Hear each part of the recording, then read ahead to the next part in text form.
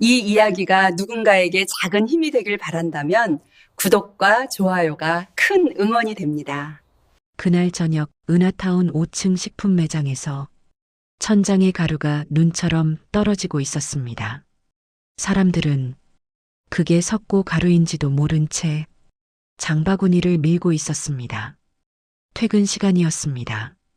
할인 코너에는 사람들이 몰려 있었고 계산대 앞엔 긴 줄이 늘어서 있었습니다.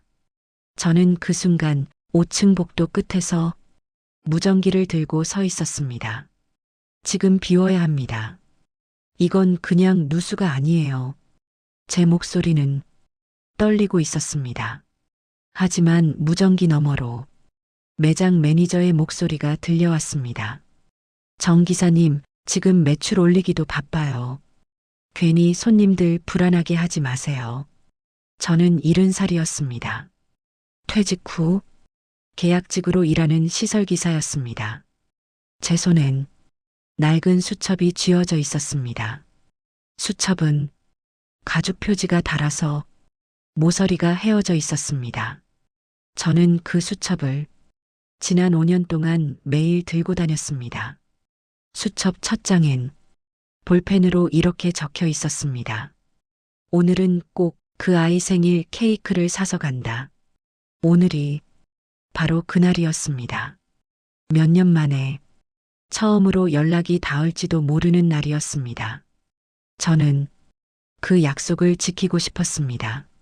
하지만 지금 이 순간 제 발은 움직이지 않았습니다. 바닥 타일이 톡 하고 들리는 소리가 났습니다. 그 소리를 저는 다른 사람들보다 먼저 들었습니다. 저는 지하 설비실에서 5년을 일했습니다. 이 건물의 구조를, 배관의 위치를, 기둥의 상태를 누구보다 잘 알고 있었습니다. 그래서 알 수 있었습니다. 지금 이 소리가 단순한 균열이 아니라는 것을. 저는 다시 무전기를 눌렀습니다. 매니저님, 제발 들어주세요. 지금 당장 대피 방송을 내보내야 합니다. 대답은 없었습니다. 무전기에서 잡음만 흘러나왔습니다. 저는 주변을 둘러봤습니다. 유모차를 끄는 젊은 엄마가 아기용품 코너를 지나고 있었습니다. 지팡이를 짚은 노부부가 과일 코너에서 귤을 고르고 있었습니다. 학생 2명이 과자 봉지를 들고 웃으며 걸어가고 있었습니다. 저는 그들의 얼굴을 하나하나 봤습니다. 그리고 생각했습니다. 내가 막지 못하면 오늘도 누군가의 가족이 깨진다. 천장에서 또 가루가 떨어졌습니다. 이번엔 조금 더 많았습니다. 저는 무전기를 허리춤에 다시 꽂고 복도를 걸어 내려갔습니다. 매장 입구로 다가갔습니다. 그리고 지나가는 사람들에게 조용히 말하기 시작했습니다. 죄송합니다만 지금 1층 출구 쪽으로 이동해 주시겠습니까? 사람들은 저를 이상하게 쳐다봤습니다. 무슨 일 있어요? 아니, 혹시 몰라서요. 저는 그렇게 한 명 한 명에게 말을 걸었습니다. 어떤 사람은 고개를 끄덕이고 나갔고 어떤 사람은 무시하고 지나갔습니다. 저는 계속 말했습니다. 목이 쉬도록 같은 말을 반복했습니다. 그때였습니다. 천장의 조명이 깜빡였습니다. 한 번, 2번, 그리고 멀리서 둔탁한 울림이 들려왔습니다. 마치 거대한 북을 치는 것 같은 소리였습니다. 저는 그 소리의 의미를 알았습니다. 시간이 얼마 남지 않았다는 것을. 저는 수첩을 꺼내 마지막 장을 펼쳤습니다. 거기엔 전화번호가 적혀 있었습니다. 오래전부터 받지 않는 전화번호였습니다. 저는 그 번호를 보며 중얼거렸습니다. 미안하다. 오늘은 꼭 가려고 했는데. 그리고 수첩을 다시 주머니에 넣었습니다. 저는 마지막으로 무전기를 들었습니다. 운영본부 지금 즉시 건물 대피 방송 내보내주세요. 이건 명령이 아니라 부탁입니다. 무전기 너머로 본부장의 목소리가 들려왔습니다. 정기사, 그만하세요. 노인네가 뭘 안다고 난리예요. 저는 무전기를 내려놓았습니다. 그리고 앞을 봤습니다. 복도 끝에서 누군가 웃으며 걸어오고 있었습니다. 평범한 하루였습니다. 아직은 저는 매일 아침 5시 30분에 일어납니다. 알람이 울리기 전에 눈이 떠집니다. 늙으면 잠이 줄어든다고 하지만 저는 원래 이렇게 일찍 일어났습니다. 30년 동안 그렇게 살아왔으니까요. 집은 반지하 원룸입니다. 퇴직금으로 전세를 얻었지만 계약이 끝나고 나서는 월세로 옮겼습니다. 방 안에는 냉장고 하나, 전기밥솥 하나, 작은 옷장 하나가 전부입니다. 벽에는 오래된 가족사진 한 장이 걸려 있습니다. 사진 속 저는 40대쯤 되어 보입니다. 옆에는 아직 어린아이가 서 있습니다. 아이의 얼굴은 세월 때문에 조금 발해 있지만 웃고 있는 표정만큼은 선명합니다. 저는 매일 아침 그 사진을 봅니다. 그리고 전화기를 듭니다. 전화번호부에는 이름이 하나 저장되어 있습니다. 우리 아이. 저는 그 번호로 전화를 겁니다. 벨소리가 울립니다. 한 번, 두 번, 세 번, 그리고 음성사서함이 나옵니다. 지금 전화를 받을 수 없습니다. 신호음 후에 메시지를 남겨주세요. 저는 항상 같은 말을 남깁니다. 나야. 오늘도 잘 지내고 있지? 나는 괜찮아. 밥 잘 먹고 있어. 오늘은 꼭 얼굴을 보고 싶구나. 그리고 전화를 끊습니다. 답장은 오지 않습니다. 몇 년째 그렇습니다. 하지만 저는 매일 전화를 겁니다. 언젠가는 받을 거라고 믿으면서 아침 6시 30분 저는 집을 나섭니다. 은하타운까지는 버스로 40분이 걸립니다. 저는 항상 같은 시간 버스를 탑니다. 버스 기사님도 이제는 저를 알아봅니다. 어르신, 오늘도 출근이세요? 네, 그렇습니다. 저는 뒷자리에 앉아 창밖을 봅니다. 아침 풍경이 지나갑니다.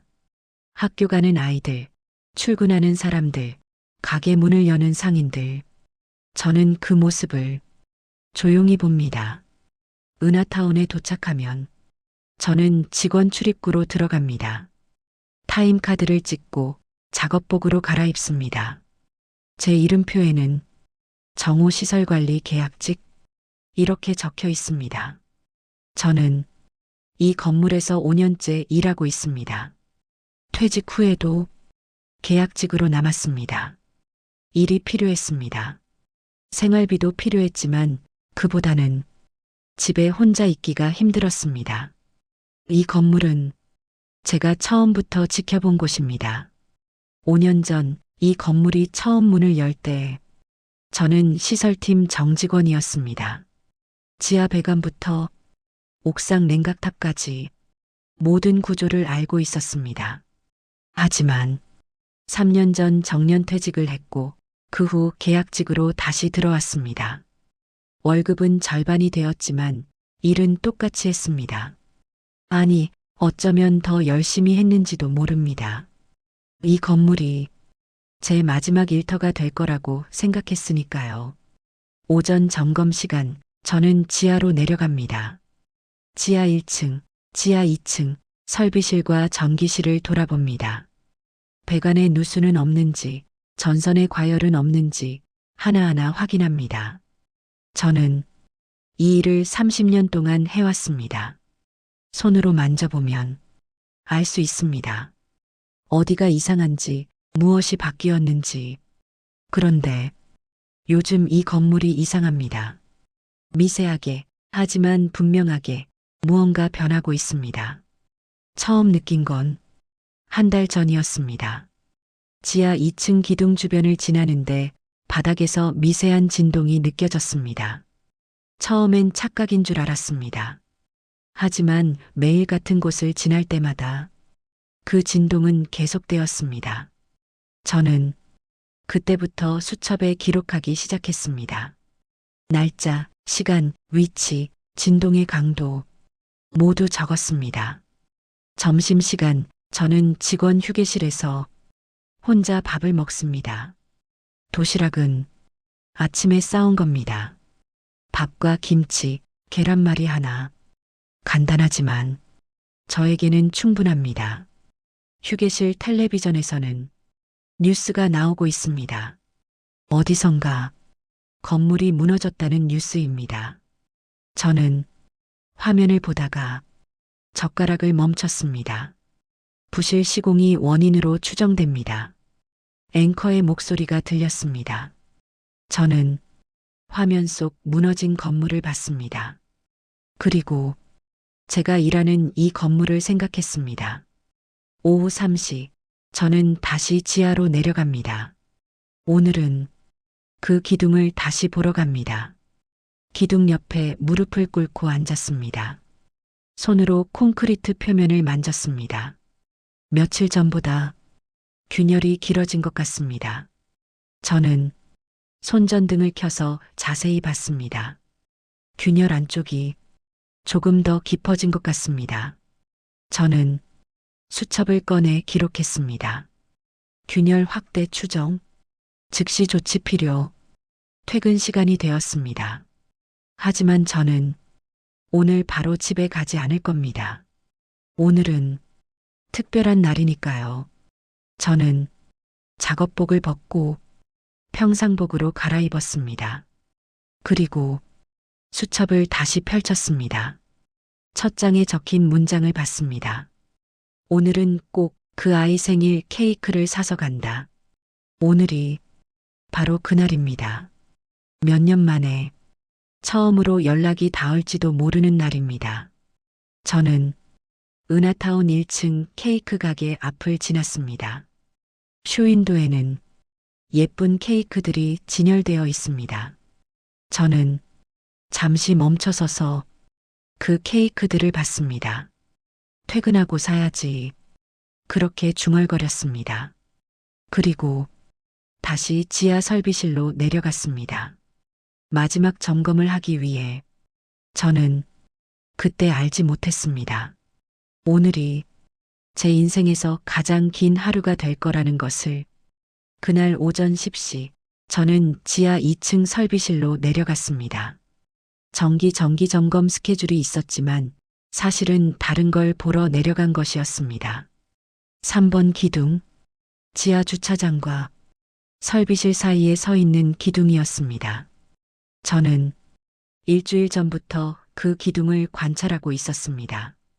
엘리베이터에서 내려 복도를 걷다 보면 바닥에서 미세한 진동이 느껴졌습니다.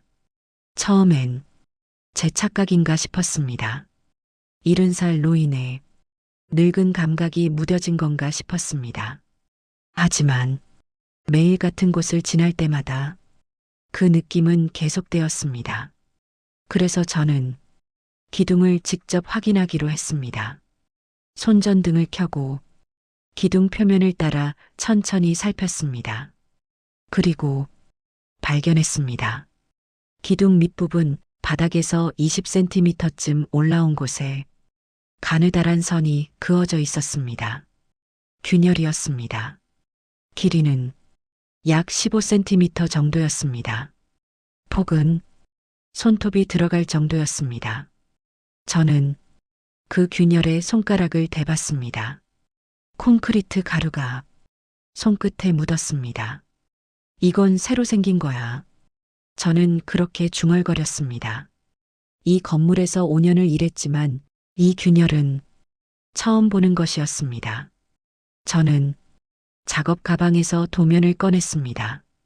은하타운 지하층 구조도였습니다. 도면을 펼치고 기둥의 위치를 확인했습니다.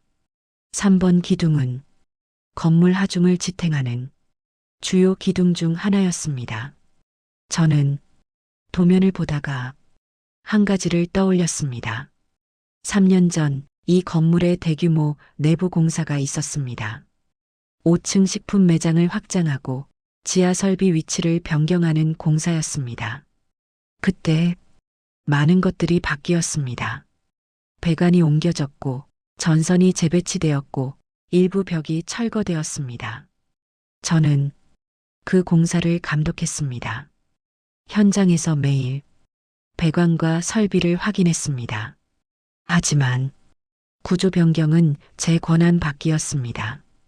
설계는 외부 건축회사에서 맡았고 승인은 운영본부에서 했습니다. 저는 그때 몇 가지 우려를 표현했었습니다. 이렇게 설비를 옮기면 하중 분산이 달라지지 않을까요? 하지만 돌아온 대답은 이랬습니다. 구조 계산은 다 끝났어요. 정 기사님은 배관만 신경 쓰세요. 저는 그때 더 이상 말하지 않았습니다. 계약직으로 전환되기 직전이었고 말이 많으면 계약이 안 될 수도 있었으니까요. 하지만 지금 이 균열을 보니 그때의 우려가 현실이 된 것 같았습니다. 저는 다시 기둥으로 돌아갔습니다.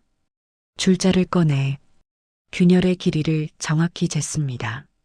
15.3cm 수첩에 기록했습니다. 날짜, 시간, 위치, 길이 모두 적었습니다. 그리고 사진을 찍었습니다. 제 오래된 휴대폰으로 여러 장 찍었습니다. 증거가 필요했습니다. 저는 그날 오후 사무실로 돌아가 보고서를 작성했습니다. 컴퓨터 앞에 앉아 천천히 글을 썼습니다. 시설 안전 보고서, 작성자 정호 시설관리팀, 작성일 2024년 11월 15일, 지하 2층 3번 기둥에서 구조적 균열을 발견하였습니다.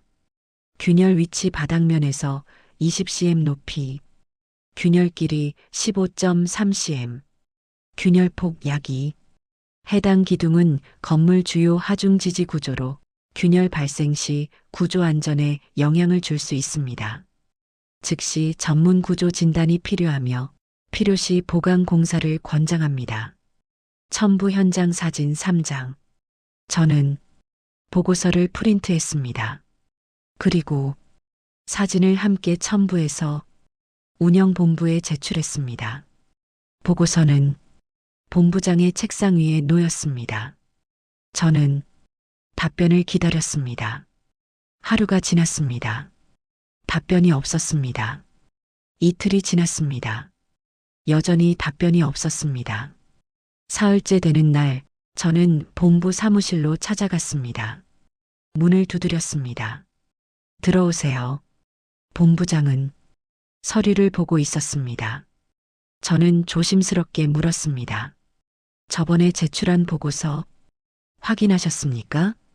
본부장은 서류에서 눈을 떼지 않고 말했습니다. 아, 그거요. 봤어요. 그럼 조치는 어떻게 해? 본부장은 그제야 저를 봤습니다. 정 기사님, 괜한 소문 내지 마세요. 저는 그 말에 멈칫했습니다. 소문이 아니라 실제로. 본부장은 서랍에서 서류 하나를 꺼냈습니다. 안전 점검 결과 여기 있어요. 2달 전에 외부 업체에서 점검했고 이상 없음으로 나왔어요. 저는 그 서류를 봤습니다. 점검 날짜는 제가 균열을 발견하기 한 달 전이었습니다. 그 이후에 생긴 겁니다. 지금 다시 점검해야 합니다. 본부장은 한숨을 쉬었습니다. 정 기사님, 여기가 얼마나 큰 건물인지 아시죠? 하루 방문객이 몇 명인지 아세요? 괜히 점검한다고 건물 비우면 손해가 얼마인데요. 하지만 안전은 이미 확인됐다니까요. 정 기사님, 시설 관리 일만 신경 써주세요. 구조는 전문가들이 알아서 합니다. 저는 더 이상 말하지 못했습니다. 본부장의 표정이 차갑게 식어 있었습니다. 저는 사무실을 나왔습니다. 복도를 걷는데 다리에 힘이 빠졌습니다. 내가 틀린 건가? 그런 생각이 들었습니다. 내가 너무 예민한 건가? 하지만 제 손에는 아직 그 콘크리트 가루의 느낌이 남아 있었습니다. 저는 그날 저녁에도 지하로 내려갔습니다. 3번 기둥 앞에 섰습니다. 손전등을 켜고 다시 균열을 봤습니다. 착각이 아니었습니다. 균열은 분명히 있었고 며칠 전보다 조금 더 길어진 것 같았습니다. 저는 수첩을 꺼내 기록했습니다. 11월 18일 균열 16.1cm로 확대 추정. 보고했으나 조치 없음. 그리고 수첩을 덮었습니다. 제가 할 수 있는 건 이것뿐이었습니다. 기록하는 것, 증거를 남기는 것, 언젠가 이 기록이 필요할지도 모른다는 막연한 생각으로 저는 엘리베이터를 타고 올라왔습니다. 1층 로비를 지나는데 사람들이 웃으며 걸어가고 있었습니다. 평범한 저녁이었습니다. 아무도 지하에 균열이 있다는 걸 몰랐습니다. 저만 알고 있었습니다. 그리고 아무도 제 말을 믿지 않았습니다. 그 다음 주 월요일 운영본부장이 저를 불렀습니다. 아침 9시 본부 사무실. 본부장은 창가에 서서 은하타운 광장을 내려다보고 있었습니다. 앉으세요, 정 기사님. 저는 의자에 앉았습니다. 본부장은 여전히 창밖을 보고 있었습니다. 요즘 불필요한 보고가 많이 올라온다는 얘기 들었어요. 저는 대답하지 않았습니다. 본부장이 몸을 돌렸습니다. 정 기사님, 우리가 왜 정 기사님을 계약직으로 모셨는지 아세요? 경험이 많으시니까요. 이 건물을 잘 아시니까요. 그래서 모신 거예요. 본부장은 제 앞 책상에 기대어 섰습니다. 하지만 구조안전은 정 기사님 업무가 아니에요.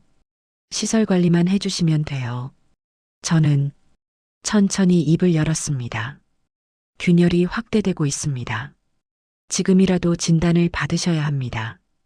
본부장은 서랍에서 서류철을 꺼냈습니다. 안전업체 점검 결과 여기 다 있어요. 이상 없음. 본부장이 서류를 책상 위에 펼쳤습니다. 저는 그 서류들을 봤습니다. 점검 보고서, 안전 확인서, 구조 계산서 모두 멀쩡해 보였습니다. 하지만 저는 알고 있었습니다. 그 점검이 형식적이었다는 것을. 저 점검은 제가 균열을 발견하기 전에 한 겁니다. 지금은 상황이 다릅니다. 본부장의 표정이 굳어졌습니다. 정 기사님, 손님 비우면 손해 누가 책임져요? 하루 매출이 얼마인지 아세요? 매출보다 사람은 안전해요. 전문업체가 확인했다고요. 본부장의 목소리가 높아졌습니다. 저는 더 이상 말하지 못했습니다. 본부장은 심호흡을 하고 나서 차분하게 말했습니다. 정 기사님, 정년 퇴직 후에 다시 모신 거 잊지 마세요. 계약 갱신 시기도 곧 다가오고요. 그 말이 제 가슴을 찔렀습니다. 저는 고개를 숙였습니다. 알겠습니다. 사무실을 나왔습니다. 복도를 걷는데 손이 떨렸습니다. 분노 때문인지 두려움 때문인지 알 수 없었습니다. 저는 화장실로 들어가 세면대에 물을 틀었습니다. 찬물로 얼굴을 씻었습니다. 거울을 봤습니다. 70살 노인의 얼굴이 그곳에 있었습니다. 주름진 얼굴, 희끗한 머리, 피곤한 눈빛. 나는 이제 힘이 없구나. 그런 생각이 들었습니다. 점심시간 저는 휴게실이 아니라 밖으로 나갔습니다. 은행 근처 공중전화 부스를 찾았습니다. 제 휴대폰으로는 통화 기록이 남을 수 있었습니다. 저는 동전을 넣고 구청 번호를 눌렀습니다. 여보세요. 구청 민원실입니다. 건축가로 연결해 주세요. 잠시 대기음이 흘렀습니다. 건축가입니다. 저는 조심스럽게 말했습니다. 민원 신고하려고 합니다. 은하타운 건물 구조의 문제가 성함이 어떻게 되시죠? 그게 익명으로는 안 될까요? 전화 너머로 키보드 치는 소리가 들렸습니다. 죄송합니다만 익명 신고는 접수가 어렵습니다. 그리고 상업용 건물의 경우 건물주 동의가 필요합니다. 건물주 동의가 없으면 조사를 진행할 수 없습니다. 혹시 건물 관계자이신가요? 저는 대답하지 못했습니다. 계세요? 아니, 아닙니다. 실례했습니다. 저는 전화를 끊었습니다. 공중전화 부스 밖으로 나왔습니다. 거리에는 사람들이 지나다니고 있었습니다. 평범한 점심시간이었습니다. 저는 벤치에 앉았습니다. 하늘을 올려다봤습니다. 구름이 천천히 흘러가고 있었습니다. 내가 할 수 있는 게 뭐가 있을까? 그런 생각을 했습니다. 퇴근 시간, 저는 다시 지하로 내려갔습니다. 마지막 점검을 하기 위해 3번 기둥 앞에 섰습니다. 손전등을 켜고 균열을 확인했습니다. 균열은 여전히 그곳에 있었습니다. 저는 손으로 기둥을 만졌습니다. 콘크리트가 차갑고 단단했습니다. 하지만 그 안에서 무언가 부서지고 있다는 걸 저는 느낄 수 있었습니다.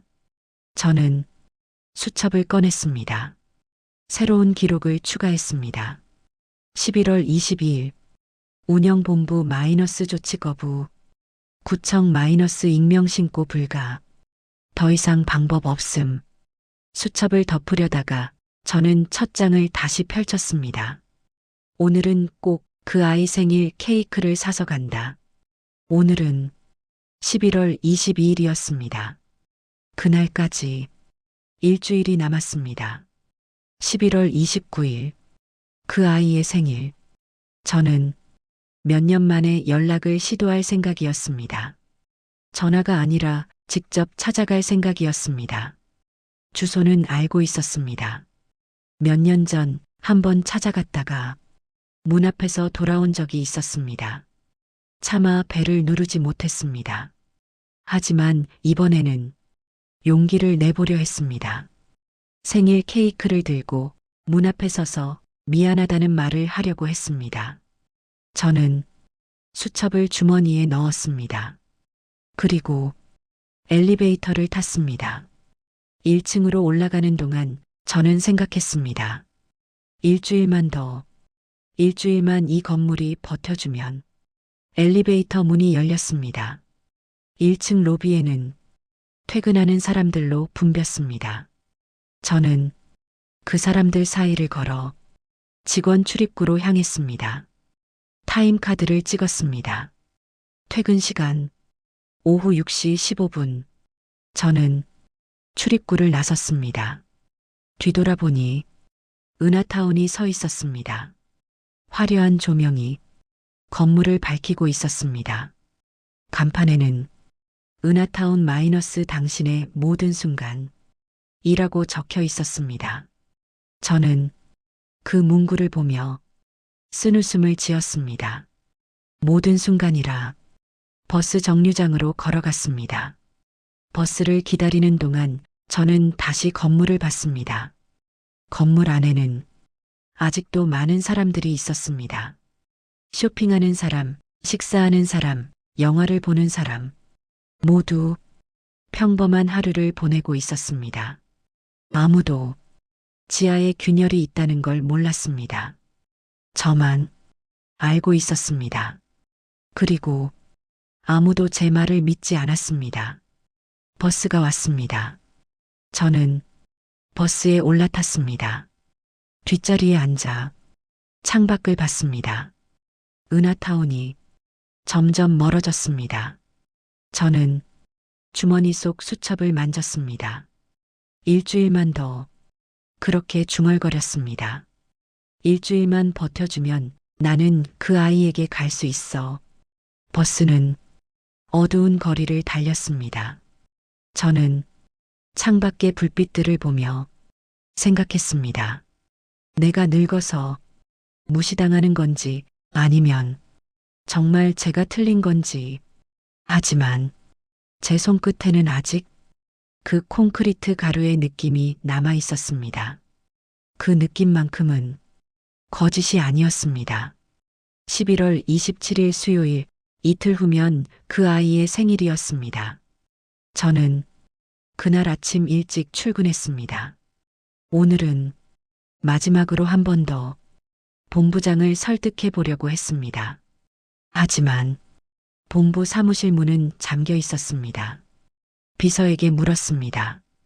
본부장님은 오늘 본사 회의로 오전 내내 자리 비우신대요. 저는 고개를 끄덕이고 돌아섰습니다. 지하로 내려갔습니다. 3번 기둥. 오늘도 그 앞에 섰습니다. 손전등을 켜고 균열을 확인했습니다. 며칠 전보다 확실히 길어진 것 같았습니다. 저는 줄자를 꺼내 다시 쟀습니다. 18.7cm. 처음 발견했을 때가 15.3cm였습니다. 3주 만에 3cm 이상 확대된 것이었습니다. 저는 수첩에 기록했습니다. 그리고 기둥 주변 바닥을 살폈습니다. 바닥 타일 사이에서 미세한 들뜸이 보였습니다. 손으로 눌러봤습니다. 타일이 톡하고 소리를 냈습니다. 저는 등에서 식은땀이 흐르는 걸 느꼈습니다. 이건 시간 문제다. 점심시간 저는 휴게실에 앉아 도시락을 열었습니다. 하지만 밥이 넘어가지 않았습니다. 텔레비전에서는 날씨 예보가 나오고 있었습니다.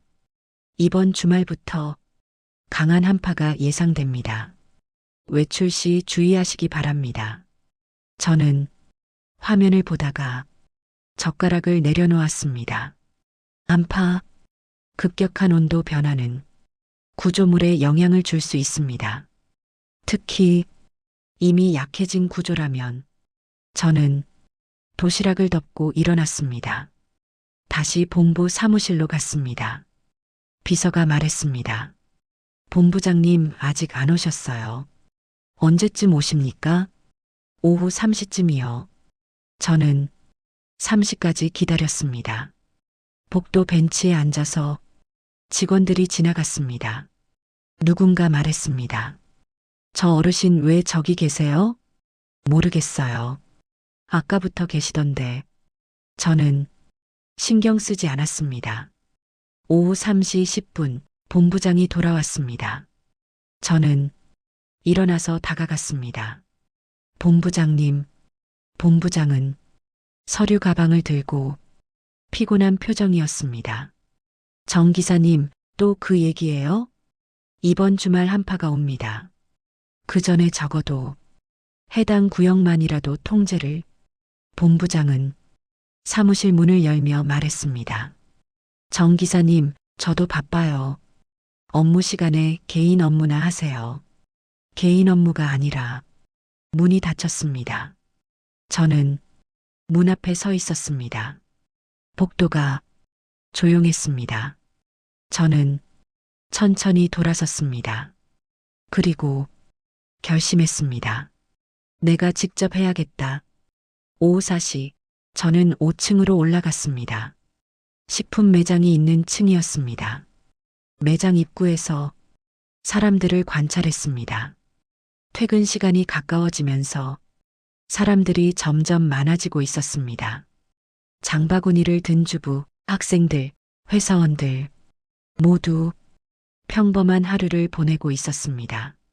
저는 매장 안으로 들어갔습니다. 천장을 올려다봤습니다. 조명이 환하게 켜져 있었습니다. 하지만 조명 사이사이로 작은 균열들이 보였습니다.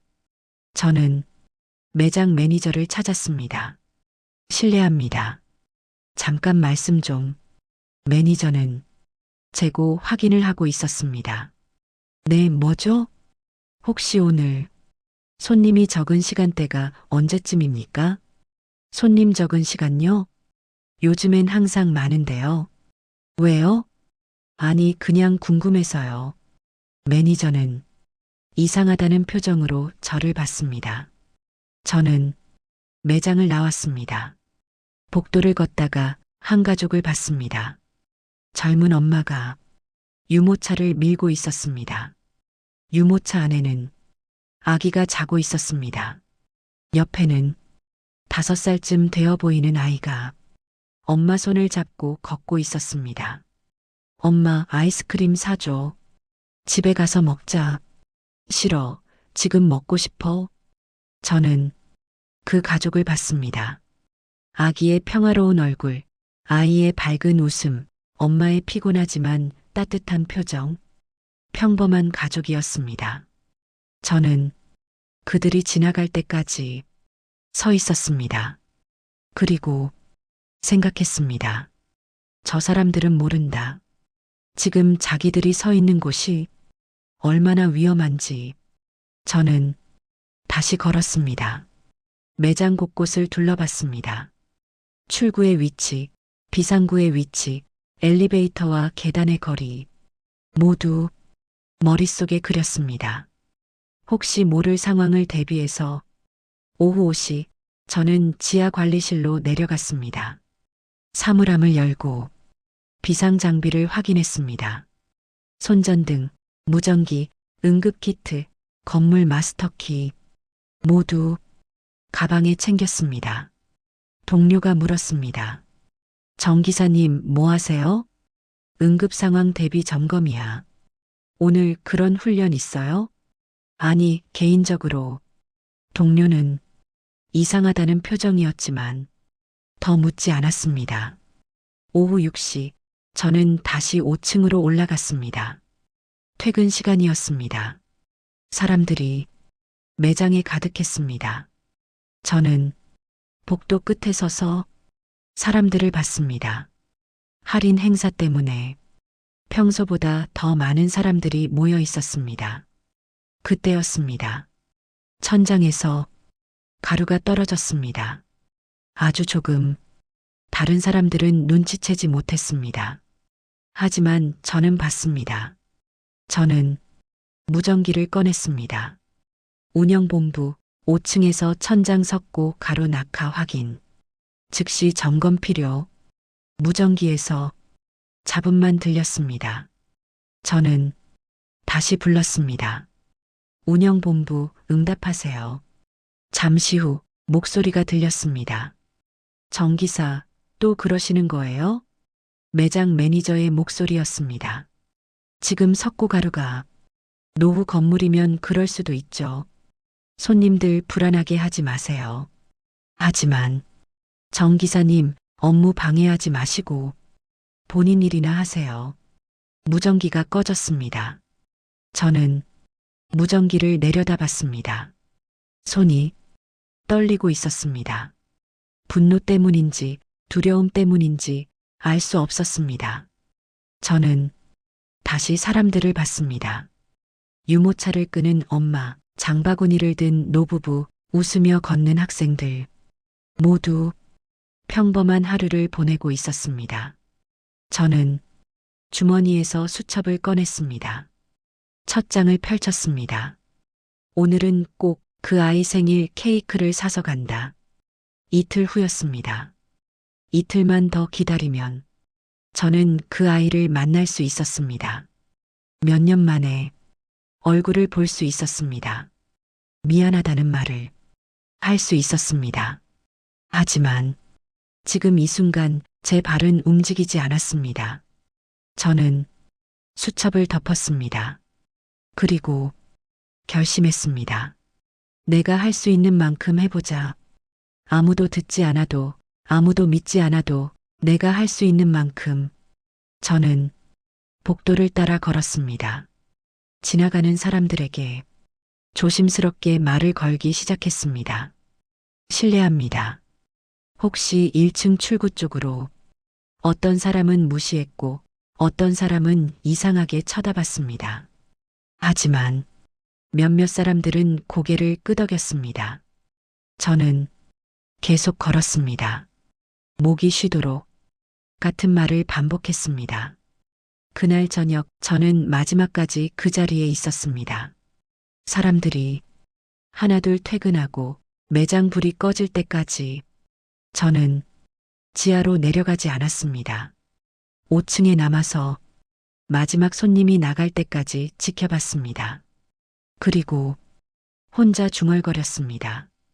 오늘 하루는 무사히 넘겼다. 하지만 저는 알고 있었습니다. 내일도 모레도 제가 이렇게 서 있어야 한다는 것을.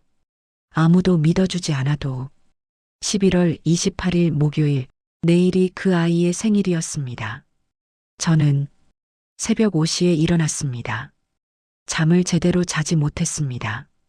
꿈속에서 건물이 무너지는 소리를 들었습니다. 식은땀을 흘리며 깼습니다.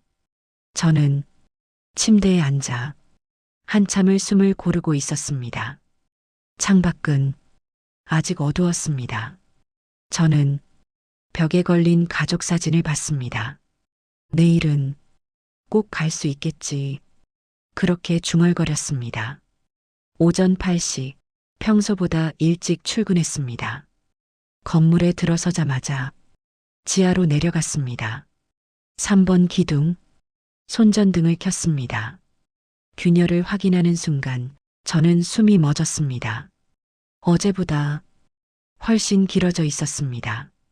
저는 떨리는 손으로 줄자를 꺼냈습니다. 22.4cm, 하룻밤 사이에 거의 4cm가 늘어난 것이었습니다. 저는 기둥에 귀를 대봤습니다. 미세하게 삐걱하는 소리가 들렸습니다. 콘크리트 내부에서 철근이 버티고 있는 소리였습니다. 저는 천천히 일어났습니다. 다리에 힘이 없었습니다. 오늘이다. 그런 생각이 들었습니다. 오늘 안에 뭔가 해야 한다. 저는 엘리베이터를 타고 운영본부로 올라갔습니다. 오전 9시 본부장 사무실 문을 두드렸습니다. 들어오세요. 저는 문을 열고 들어갔습니다. 본부장은 커피를 마시며 컴퓨터를 보고 있었습니다. 저를 보더니 한숨을 쉬었습니다.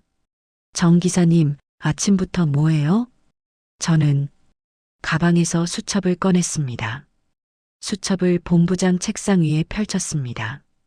이걸 좀 봐주십시오. 수첩에는 지난 한 달간의 기록이 빼곡히 적혀 있었습니다. 날짜별 균열 길이, 진동 강도, 바닥 들뜸 정도. 본부장은 수첩을 흘끗 봤습니다. 이게 뭔데요? 지하 기둥 상태 기록입니다.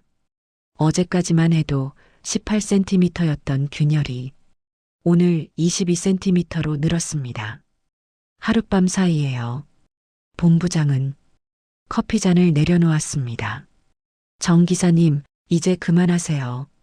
본부장님, 제발 들어주십시오. 지금 비우면 욕은 제가 먹겠습니다. 사람부터 빼요. 본부장이 의자에서 일어났습니다. 정 기사님, 계약 갱신 얘기 기억하시죠? 다음 주가 갱신 시기예요. 이러시면 곤란합니다. 사람 목숨이 달린 문제입니다. 제 목소리가 떨렸습니다. 본부장의 표정이 차갑게 굳었습니다. 정 기사님, 노인네가 뭘 안다고 이렇게 난리예요? 그 말이 제 가슴을 찔렀습니다.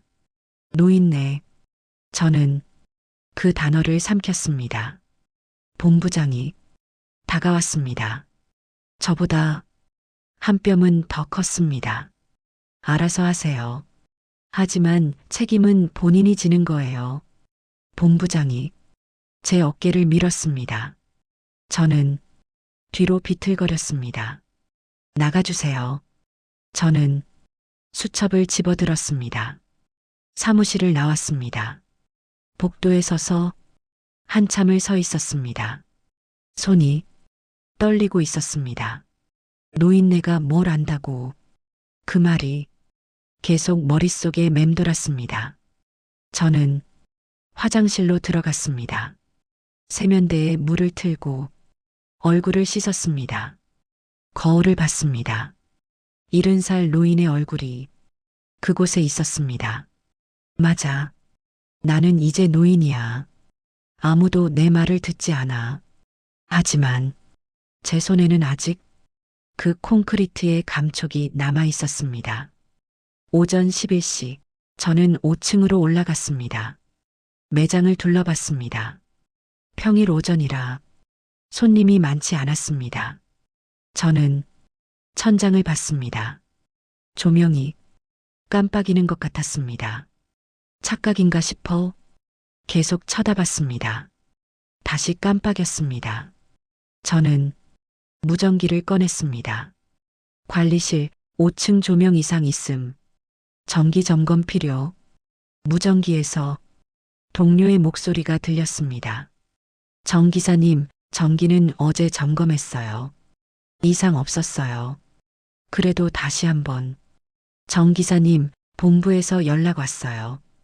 불필요한 점검 요청 자제하래요. 무전기가 꺼졌습니다. 저는 무전기를 허리춤에 꽂았습니다. 그리고 매장을 계속 걸었습니다. 점심시간이 되자 사람들이 몰려들기 시작했습니다. 저는 출구 근처에 서서 사람들을 봤습니다. 회사원들, 주부들, 학생들 모두 평범한 점심시간을 보내고 있었습니다. 그때였습니다. 바닥이 미세하게 흔들렸습니다. 저는 그 진동을 발로 느꼈습니다. 주변 사람들은 아무도 눈치채지 못했습니다. 하지만 저는 알았습니다. 30년 동안 건물을 다뤄온 사람으로서 알 수 있었습니다. 시간이 얼마 없다. 저는 매장 입구로 걸어갔습니다. 지나가는 사람들에게 말을 걸기 시작했습니다. 실례합니다만 혹시 1층 출구로. 왜요? 혹시 모르니까요. 무슨 소리예요? 사람들은 이상하게 쳐다봤습니다. 어떤 사람은 저를 피해갔습니다. 하지만 저는 계속 말했습니다. 한 명이라도 더 밖으로 나가기를 바라며. 오후 3시 사람들이 더 많아졌습니다. 할인 행사가 있는 날이었습니다. 계산대 앞에 긴 줄이 늘어섰습니다. 저는 그 사람들을 봤습니다. 유모차를 끄는 엄마, 지팡이를 짚은 노부부, 장바구니를 든 사람들 모두 평범한 하루를 보내고 있었습니다. 그때였습니다. 천장 조명이 깜빡였습니다. 한 번, 두 번, 사람들이 고개를 들어 천장을 봤습니다. 조명 이상한데? 공사하나? 잠시 후 조명이 다시 켜졌습니다. 사람들은 다시 쇼핑을 계속했습니다. 하지만 저는 알았습니다. 이건 단순한 전기 문제가 아니라는 것을. 저는 무전기를 꺼냈습니다. 운영본부, 지금 즉시 건물 대피 방송 내보내주세요. 이건 명령이 아니라 부탁입니다. 무전기 너머로 본부장의 목소리가 들렸습니다. 정 기사, 그만하세요. 노인네가 뭘 안다고 난리예요. 이러시면 정말 계약 해지합니다. 저는 무전기를 꼭 쥐었습니다. 사람 목숨이 끊어요. 무전기가 꺼졌습니다. 저는 무전기를 내려다봤습니다. 손이 하얗게 떨리고 있었습니다. 그 순간 멀리서 소리가 들렸습니다. 쿵, 둔탁한 울림이었습니다. 마치 거대한 북을 치는 것 같은 소리였습니다. 저는 그 소리의 방향을 봤습니다. 지하 쪽이었습니다. 다른 사람들은 듣지 못한 것 같았습니다. 저만 들었습니다. 저는 주머니에서 수첩을 꺼냈습니다. 마지막 장을 펼쳤습니다. 거기에는 전화번호가 적혀 있었습니다. 그리고 주소가 적혀 있었습니다. 내일 찾아가려던 주소였습니다. 저는 수첩을 보며 중얼거렸습니다. 미안하다. 내일은 꼭 가려고 했는데 천장에서 석고가루가 떨어지기 시작했습니다. 눈처럼 저는 수첩을 주머니에 넣었습니다. 그리고 앞을 봤습니다. 사람들이 여전히 쇼핑을 하고 있었습니다. 평범한 오후였습니다. 아직은 저는 깊게 숨을 들이쉬었습니다. 그리고 걷기 시작했습니다. 한 명이라도 더 밖으로 보내기 위해 아무도 제 말을 믿지 않아도 오후 5시 47분 저는 5층 복도 끝에 서 있었습니다. 퇴근 시간이었습니다. 사람들이 매장에 가득 차 있었습니다. 장바구니를 들고 쇼핑백을 들고 아이 손을 잡고 모두 집으로 돌아가려는 사람들이었습니다. 저는 그들을 보며 무전기를 다시 꺼냈습니다. 마지막으로 한 번 더 시도해 보려고 운영본부 정호입니다. 제발 그때였습니다. 바닥이 출렁였습니다. 파도처럼 제 발밑에서 쿵 하는 소리와 함께 건물 전체가 흔들렸습니다. 조명이 깜빡였습니다. 사람들이 멈춰섰습니다. 지진이야? 뭐야, 지금? 저는 그게 지진이 아니라는 걸 알았습니다. 지하에서 무언가 무너진 소리였습니다. 저는 소리쳤습니다. 지금 당장 밖으로 나가세요. 엘리베이터 말고 계단으로. 사람들이 저를 봤습니다. 뭐라는 거예요? 빨리 나가세요. 지금 당장. 제 목소리는 떨리고 있었습니다. 몇몇 사람들이 움직이기 시작했습니다. 계단 쪽으로 뛰어가기 시작했습니다. 하지만 대부분은 여전히 서 있었습니다. 과장하시네. 관리하는 사람이 왜 저래? 그 순간 천장에서 큰 석고 덩어리가 떨어졌습니다. 바닥에 쾅 하고 부딪혔습니다. 부서진 석고 조각이 사방으로 튀었습니다. 비명이 터져 나왔습니다. 뭐야? 위험해. 사람들이 달리기 시작했습니다. 계단으로, 출구로, 아이를 안고 뛰는 엄마, 노인의 손을 잡아 끄는 사람, 비명을 지르며 뛰는 사람들. 저는 복도 한가운데 서서 사람들을 계단 쪽으로 안내했습니다. 침착하게 밀지 마세요. 계단으로. 그때 유모차를 끄는 젊은 엄마가 보였습니다. 며칠 전에 봤던 그 엄마였습니다. 유모차 바퀴가 떨어진 석고 조각에 걸렸습니다. 엄마가 유모차를 들어 올리려 했지만 혼자서는 무거웠습니다. 저는 달려갔습니다. 제가 들게요. 유모차 한쪽을 들었습니다. 엄마와 함께 계단 쪽으로 옮겼습니다. 고맙습니다. 엄마가 계단을 내려갔습니다. 저는 다시 복도로 돌아왔습니다. 아직 사람들이 남아 있었습니다. 지팡이를 짚은 노부부가 천천히 걷고 있었습니다. 할아버지, 제가 모시겠습니다. 저는 한쪽 팔로 할아버지를 부축했습니다. 할머니도 이쪽으로 계단까지 모셨습니다. 천천히 내려가세요. 다시 돌아왔습니다. 그때였습니다. 건물이 또 흔들렸습니다. 이번에는 더 강하게. 저는 벽을 잡고 버텼습니다.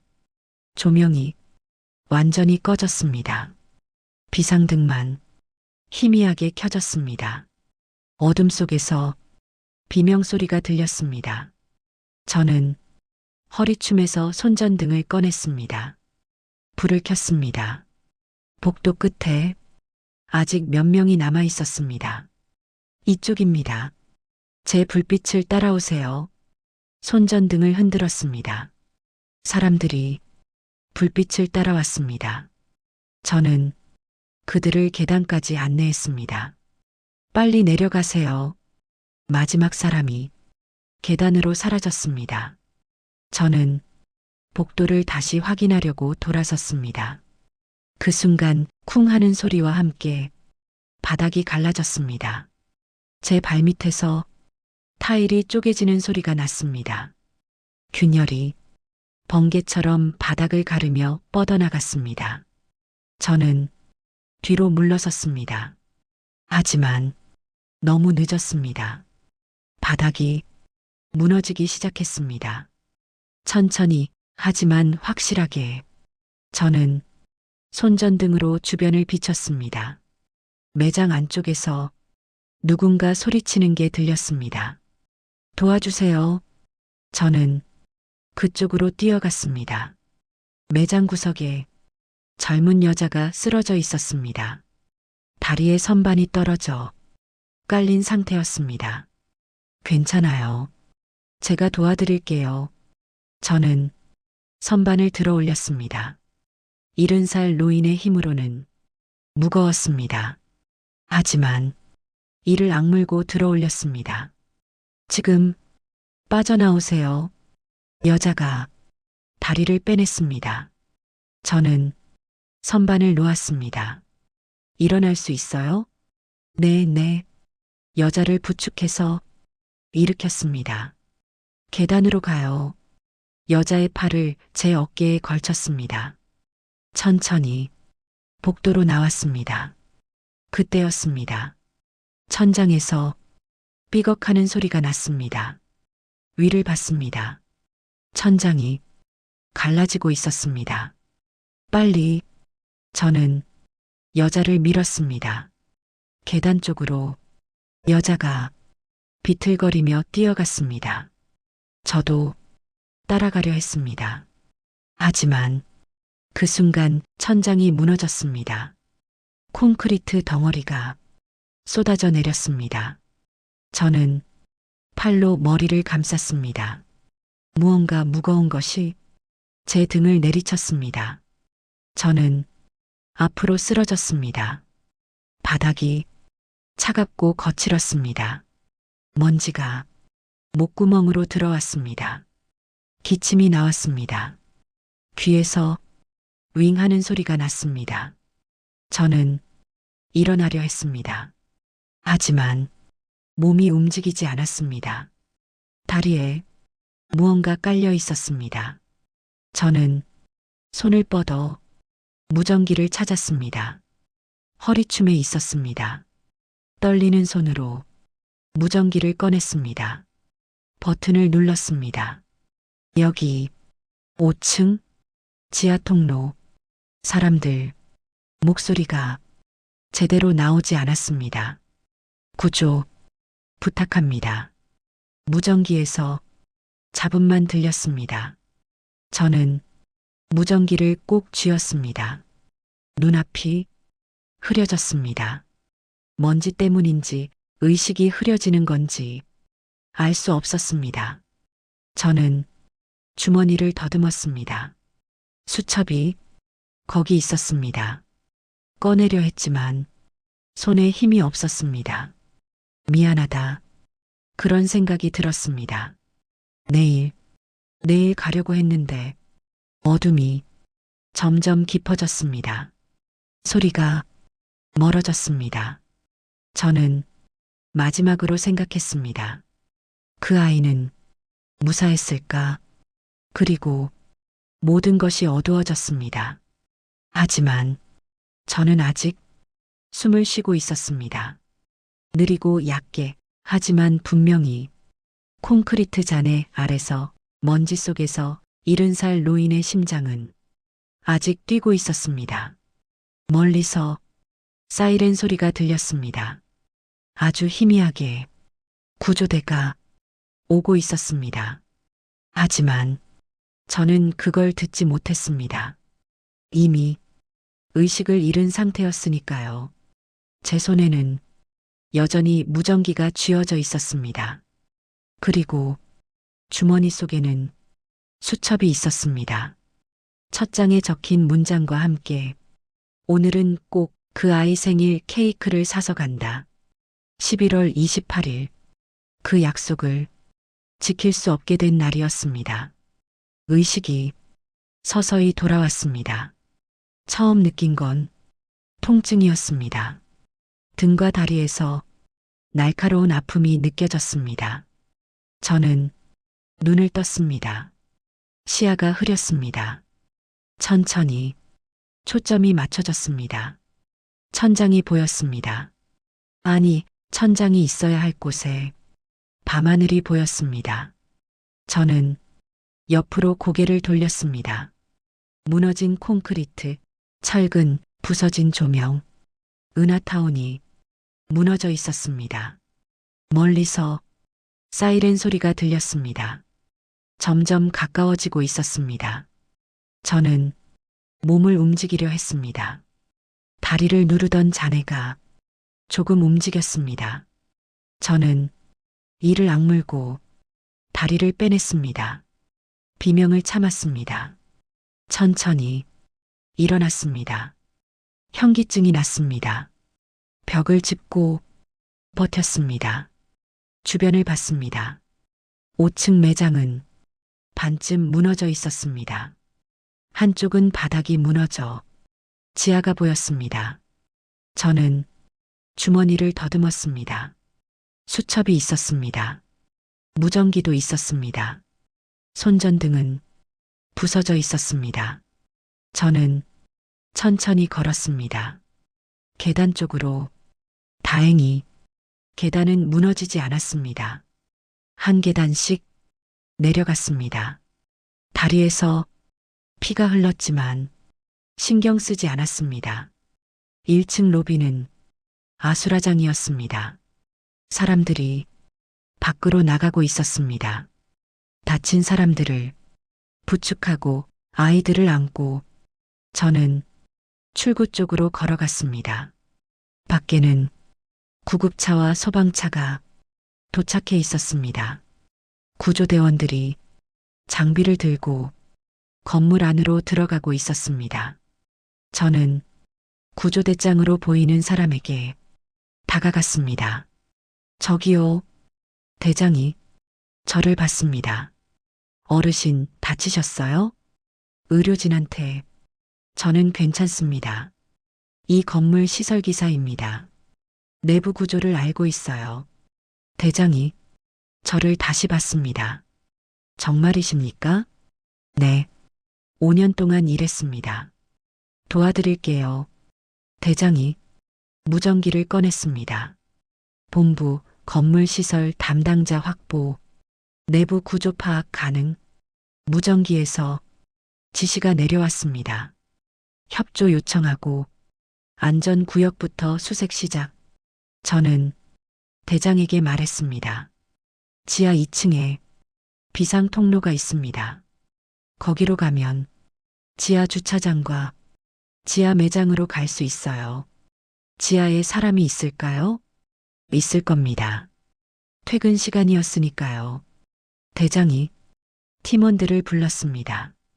A팀, B팀은 지하로 진입한다. 이분이 안내하실 거다. 저는 구조대와 함께 다시 건물 안으로 들어갔습니다. 다리가 아팠지만 참았습니다. 지금은 그럴 때가 아니었습니다. 비상계단으로 지하로 내려갔습니다. 손전등 불빛이 어둠을 밝혔습니다. 지하 1층 복도가 반쯤 무너져 있었습니다. 이쪽으로요. 조심하세요. 저는 무너진 잔해 사이로 길을 찾았습니다. 30년 동안 이런 공간에서 일했습니다. 어둠 속에서도 길을 찾을 수 있었습니다. 지하 주차장에 도착했습니다. 차들이 콘크리트 더미에 깔려 있었습니다.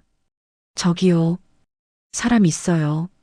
구조대원이 소리쳤습니다. 차 안에 사람이 갇혀 있었습니다. 구조대원들이 달려갔습니다. 장비로 차 문을 열었습니다. 사람을 꺼냈습니다. 의식 있습니다. 들것에 사람을 옮겼습니다. 밖으로 옮겨졌습니다. 저는 계속 앞장섰습니다. 지하 매장 쪽으로 이쪽입니다. 복도를 지나 매장으로 들어갔습니다. 어둠 속에서 신음소리가 들렸습니다. 도와주세요. 구조대원들이 소리나는 쪽으로 갔습니다. 저는 손전등으로 주변을 비췄습니다. 선반 아래에 사람이 깔려 있었습니다. 여기요.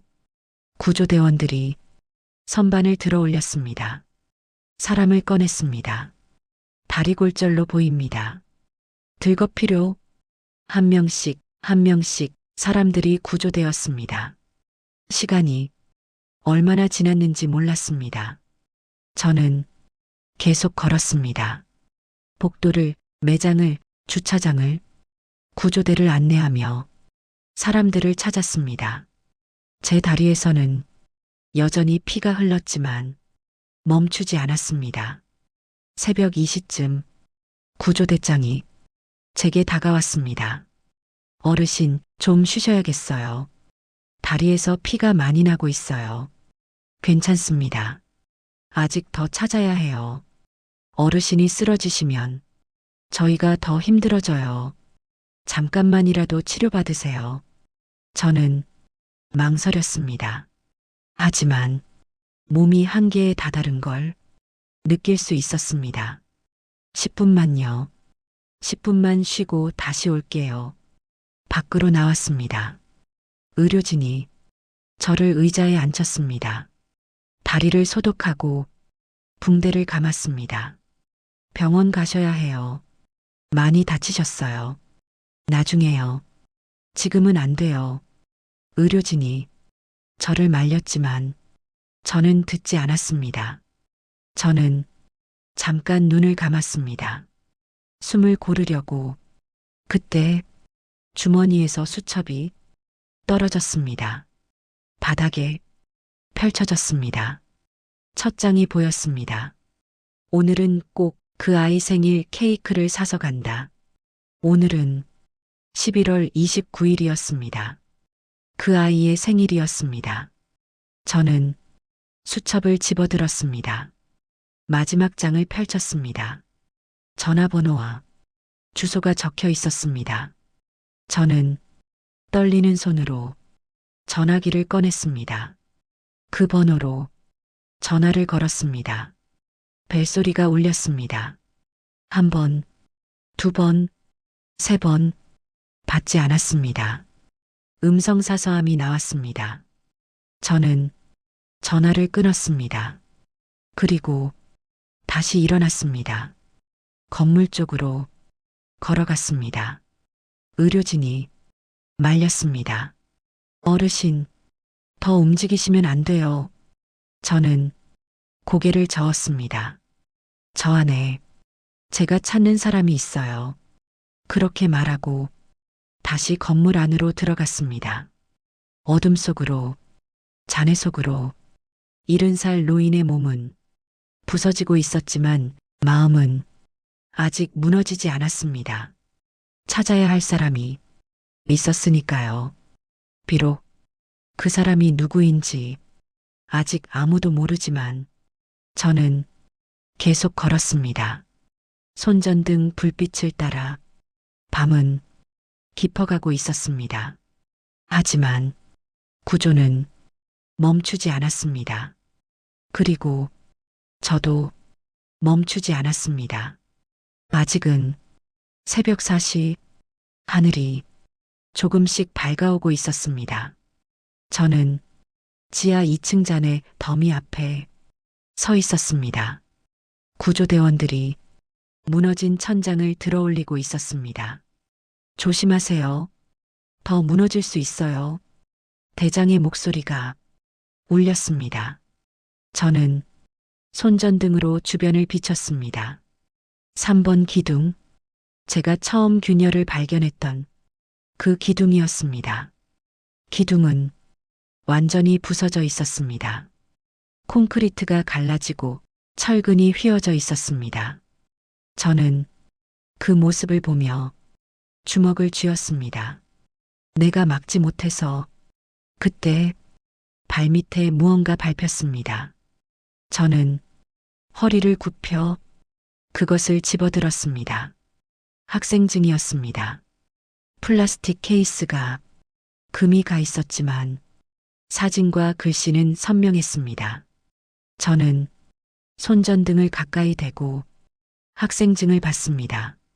여자였습니다. 20대 초반쯤 되어 보이는 젊은 얼굴이었습니다. 이름이 적혀 있었습니다. 김서연. 저는 그 이름을 보며 멈칫했습니다. 이 사람도 누군가의 딸이겠지. 학생증을 뒤집었습니다. 뒷면에 작은 글씨가 적혀 있었습니다. 혹시 잃어버리면 이 번호로 연락 주세요. 아버지. 그 글씨를 보는 순간 저는 숨이 멎었습니다. 그 글씨체, 저는 그 글씨를 알고 있었습니다. 제 글씨였습니다. 아니, 정확히는 제 글씨와 똑같은 그 글씨였습니다. 저는 떨리는 손으로 주머니에서 수첩을 꺼냈습니다. 수첩을 펼쳤습니다. 제 글씨와 학생증 뒷면의 글씨를 비교했습니다. 똑같았습니다. 아니, 똑같을 수가 없었습니다. 저는 다시 학생증을 봤습니다. 사진 속 여자의 얼굴을 자세히 봤습니다. 눈매가 낯익었습니다. 어디선가 본 것 같은. 저는 주머니를 더듬었습니다. 지갑을 꺼냈습니다. 지갑 안에 오래된 사진이 있었습니다. 20년 전 찍은 가족 사진이었습니다. 저와 제 아이가 함께 찍은 사진이었습니다. 아이는 그때 7살이었습니다. 저는 그 사진과 학생증 사진을 비교했습니다. 눈매가 비슷했습니다. 웃는 모습이 비슷했습니다. 아니, 비슷한 게 아니었습니다. 이건 제 아이가 자라면 이렇게 생겼을 얼굴이었습니다. 저는 주저앉았습니다. 손에서 힘이 빠졌습니다. 학생증이 바닥에 떨어졌습니다. 저는 두 손으로 얼굴을 감쌌습니다. 기억이 떠올랐습니다. 20년 전 제가 집을 떠났던 날, 아니, 정확히는 집에서 쫓겨났던 날이었습니다. 사업 실패, 빚, 보증, 모든 것이 무너졌습니다. 저는 가족을 지킬 수 없었습니다. 아내는 아이를 데리고 친정으로 갔습니다. 당신 때문에 우리 아이까지 힘들게 할 순 없어요. 그게 아내가 제게 한 마지막 말이었습니다. 저는 홀로 남았습니다. 몇 년 동안 빚을 갚으며 살았습니다. 막노동을 했고 공장에서 일했고 결국 시설관리 일을 배웠습니다. 30년이 그렇게 지나갔습니다. 그 사이 저는 연락하지 못했습니다. 아이에게, 제 아이에게, 아니, 이제는 제 아이가 아니었습니다. 아내가 재혼했다는 소식을 들었습니다. 아이는 새 아버지의 성을 따랐다고 들었습니다. 그래서 저는 더 연락하지 못했습니다. 제가 아이의 인생에 짐이 될까봐. 하지만 몇 년 전 우연히 알게 되었습니다. 아이가 이 근처에서 일한다는 것을. 은하타운 근처 회사에 다닌다는 것을 저는 멀리서 아이를 본 적이 있었습니다. 퇴근하는 모습을, 유니폼을 입고 친구들과 웃으며 걷는 모습을 저는 다가가지 못했습니다. 20년 만에 나타난 아버지를 아이가 받아줄 리 없었으니까요. 하지만 오늘 아이의 생일, 저는 용기를 내보려 했습니다. 케이크를 들고 문 앞에 서서 미안하다는 말을 하려고 했습니다. 저는 학생증을 다시 집어들었습니다. 김서연, 아이의 새 이름이었습니다. 저는 그 이름을 불러봤습니다. 서연아, 목소리가 떨렸습니다. 눈물이 흘렀습니다. 70살 노인의 눈에서 뜨거운 눈물이 흘러내렸습니다. 저는 학생증을 가슴에 안았습니다. 미안하다. 아빠가 미안하다. 그때였습니다. 멀리서 구조대원의 목소리가 들렸습니다. 생존자 발견. 여기 생존자 있어요. 저는 고개를 들었습니다. 목소리가 들리는 쪽을 봤습니다. 잔해 덤이 너머였습니다. 저는 학생증을 주머니에 넣고 일어났습니다. 다리에 힘이 없었지만 달렸습니다. 구조대가 있는 곳으로 잔해를 헤치고 갔습니다. 구조대원들이 큰 콘크리트 조각을 들어올리고 있었습니다. 그 밑에서 누군가 신음하는 소리가 들렸습니다. 저는 구조대원들과 함께 콘크리트를 밀었습니다. 70살 노인의 힘이었지만 온 힘을 다해 밀었습니다. 콘크리트가 옆으로 굴러갔습니다. 그 밑에 사람이 있었습니다. 젊은 여자였습니다. 얼굴이 먼지로 뒤덮여 있었지만 숨을 쉬고 있었습니다. 의료진이 달려왔습니다. 의식 있습니다. 들것 준비. 여자를 조심스럽게 들것에 옮겼습니다. 저는 그 여자의 얼굴을 봤습니다. 학생증 사진 속 그 얼굴이었습니다. 김서연, 제 아이였습니다. 저는 들것 옆에 무릎을 꿇었습니다. 떨리는 손으로 아이의 손을 잡았습니다. 차가웠습니다. 하지만 맥박이 뛰고 있었습니다. 괜찮아. 이제 괜찮아. 저는 그렇게 중얼거렸습니다. 의료진이 들것을 들어 올렸습니다. 밖으로 옮기기 시작했습니다. 저는 따라갔습니다. 비틀거리며 따라갔습니다. 밖으로 나왔습니다. 새벽 하늘이 점점 밝아지고 있었습니다. 구급차가 대기하고 있었습니다. 아이를 구급차에 실었습니다.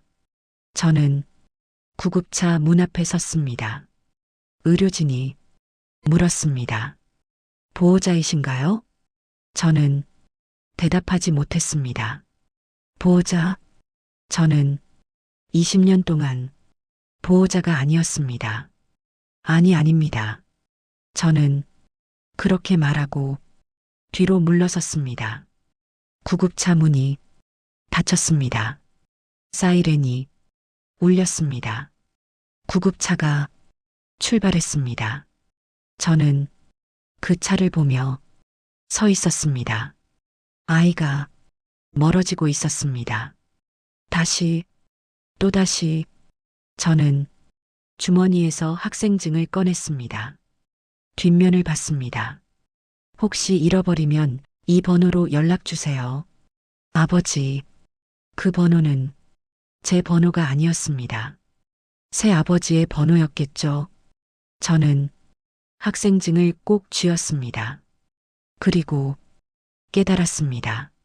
제가 찾던 사람은 결국 찾았지만 저는 그 사람의 아버지가 아니라는 것을 20년 전에 이미 아버지가 아니게 되었다는 것을 하늘이 완전히 밝아졌습니다.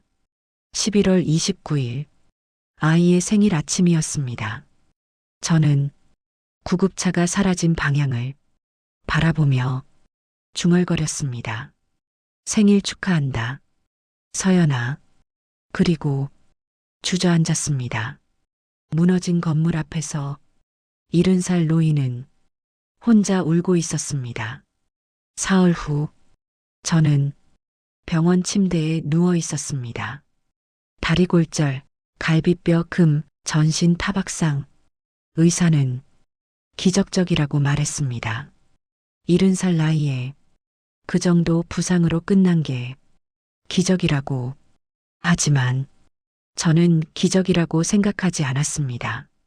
죽지 않은 게 다행이라고 생각하지도 않았습니다.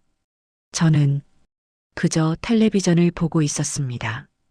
뉴스가 계속 나오고 있었습니다. 은하타운 붕괴 사고, 사망자 17명, 부상자 89명으로 집계. 앵커의 목소리가 차분했습니다. 너무 차분했습니다. 마치 먼 나라 이야기를 하는 것처럼. 화면이 바뀌었습니다. 은하타운 앞 기자회견장이었습니다. 운영본부장이 기자들 앞에 앉아 있었습니다. 양복을 말끔히 차려입고 미안한 표정을 지으며 먼저 유가족과 부상자 여러분께 깊은 위로의 말씀을 드립니다. 본부장이 고개를 숙였습니다. 1초, 2초, 3초 고개를 들었습니다. 이번 사고는 예측 불가능한 구조적 결함으로 발생한 것으로 보입니다. 예측 불가능. 저는 그 단어를 듣고 주먹을 쥐었습니다. 정기 안전 점검은 빠짐없이 시행해 왔으며 모든 점검 결과가 이상 없음으로 나왔습니다. 기자가 질문했습니다. 사전 경고는 없었습니까? 본부장이 고개를 저었습니다. 어떠한 경고 징후도 없었습니다. 만약 있었다면 당연히 조치를 취했을 것입니다. 저는 텔레비전을 보며 이를 갈았습니다. 손이 떨렸습니다. 분노 때문인지 허탈함 때문인지 알 수 없었습니다. 다음 날 기자 한 명이 병실로 찾아왔습니다. 정호 씨이신가요? 네. 저는 일간신문 기자입니다. 잠깐 여쭤봐도 될까요? 저는 고개를 끄덕였습니다. 기자가 의자를 당겨 앉았습니다. 정호 씨께서 사고 당일 많은 사람들을 대피시키셨다고 들었습니다. 제가 할 일을 했을 뿐입니다. 혹시 사고 전에 경고 징후를 느끼신 적 있으신가요? 저는 기자를 봤습니다. 왜 그걸 묻습니까? 운영본부에서는 아무 징후가 없었다고 하는데 현장에 계셨던 분의 증언이 필요해서요. 저는 잠시 생각했습니다. 그리고 침대 옆 서랍을 열었습니다. 수첩을 꺼냈습니다. 먼지와 피로 얼룩진 수첩이었습니다. 기자에게 건넸습니다. 이걸 보세요. 기자가 수첩을 펼쳤습니다. 첫 장을 넘겼습니다. 날짜별 기록이 빼곡히 적혀 있었습니다. 11월 1일 지하 2층 3번 기둥 균열 발견. 길이 15.3cm. 11월 5일 균열 16.1cm로 확대. 보고서 제출. 11월 10일 운영본부 마이너스 조치 거부. 11월 22일 구청 마이너스 익명 신고 불가. 11월 27일 균열 18.7cm. 11월 28일 균열 22.4cm. 하룻밤 사이 급격 확대. 기자가 천천히 페이지를 넘겼습니다. 사진도 있었습니다. 제 휴대폰으로 찍은 균열 사진들이었습니다. 날짜와 시간이 찍혀 있었습니다. 기자가 저를 봤습니다. 이걸 보고하셨다는 거죠? 한 달 전에 보고서를 제출했습니다. 운영본부에. 그런데 조치가 없었다? 조치가 없었던 게 아니라 제 보고를 묵살했습니다. 기자가 수첩을 덮었습니다. 이 수첩 사진 좀 찍어도 될까요? 가져가세요. 예. 필요하시면 가져가세요.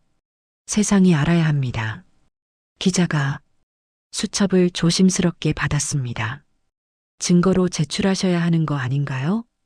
복사본은 이미 변호사에게 맡겼습니다. 저는 창밖을 봤습니다. 사람들이 알아야 합니다. 이게 예측 불가능한 사고가 아니라는 걸. 이틀 후 신문 일면에 제 수첩 사진이 실렸습니다. 헤드라인은 이랬습니다. 은하타운 붕괴 한 달 전 경고 있었다. 기사에는 제 수첩 기록과 사진들이 실렸습니다. 그리고 운영본부의 대응, 아니 무대응이 상세히 적혀 있었습니다. 병실로 전화가 걸려왔습니다. 낯선 번호였습니다. 여보세요? 정 기사님, 본부장의 목소리였습니다. 네. 무슨 짓을 하신 겁니까? 목소리가 떨리고 있었습니다. 제가 본 것을 말했을 뿐입니다. 그 수첩 조작한 거 아닙니까?